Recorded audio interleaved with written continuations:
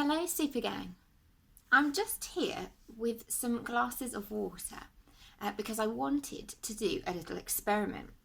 It's been quite wet recently and it got me to thinking about when we go swimming and how we can learn how to float on top of the water and go swimming.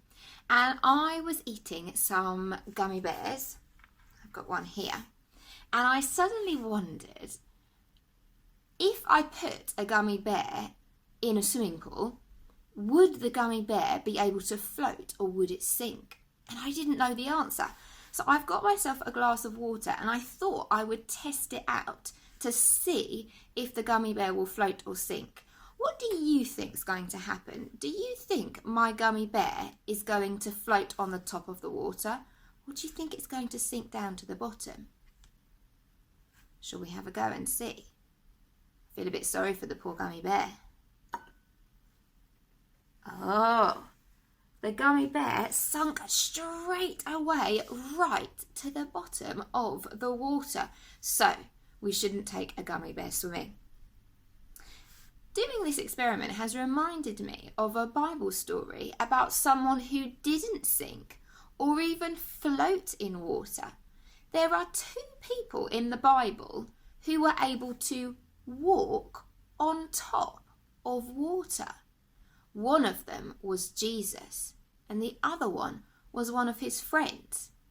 Let me show you the story all about it. Stories of the Bible. Peter walks on water. This is Peter. Hey-o! Whoop! Peter was a fisherman who was called by Jesus. Hey!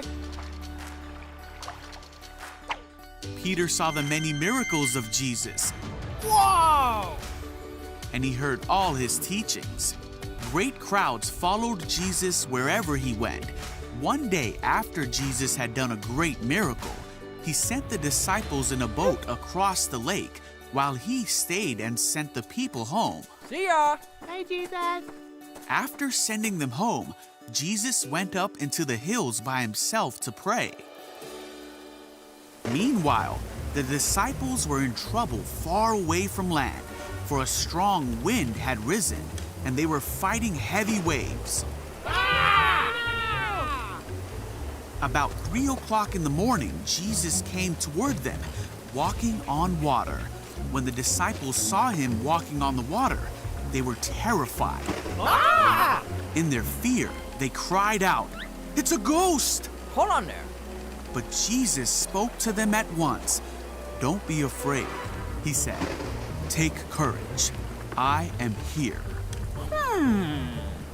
Then Peter called to him, "Lord, if it's really you, tell me to come to you walking on the water." So Jesus said, "Yes, come." So Peter went over the side of the boat Whoa! You're awesome! and walked on the water toward Jesus. But when he saw the strong wind and the waves, Ah! Whoa! he was terrified and began to sink. Jesus! Help me! "Save me, Lord!" he shouted. Jesus immediately reached out and grabbed him. Jesus said, "You have so little faith. Why did you doubt me?" When they climbed back into the boat, the wind stopped. Then the disciples worshiped him and said, "You really are the Son of God."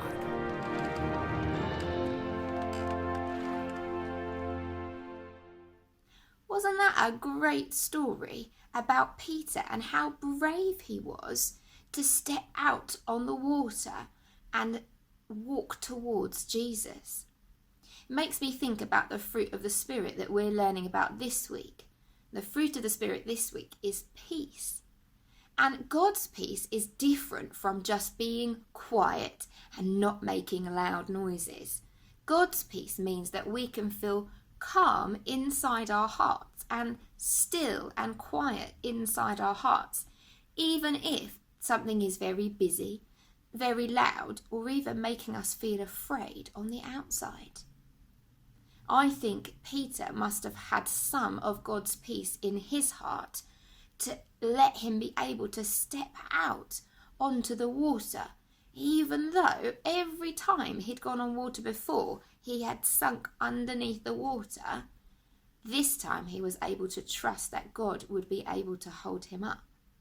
Now I've got another glass here with me, and I have got my special Peter gummy bear. It's a red one. I think Peter would like a red gummy bear. Let's have a look at what happens to Peter when I put him on this water. Can you see? Peter is standing on top of the water. It's as if he's walking right across it. Now, I'm going to let you into a secret. This isn't actually water. What I've got here is actually jelly. It doesn't actually spill like water.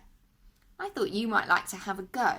I wonder if you've got any toys or even any sweets that could be like Peter. And maybe you could have a go at making some jelly yourself, and then you can make your Peter walk across the water. You could even use some food colouring and try and make your jelly blue so it really looks like the sea. And as you make that jelly, and as you walk your character across it, you can remember that Jesus can give us peace in our hearts, even when what's going on outside might be noisy or busy or a little bit scary. I hope you have great fun doing that this week, and I'll see you soon. Bye-bye.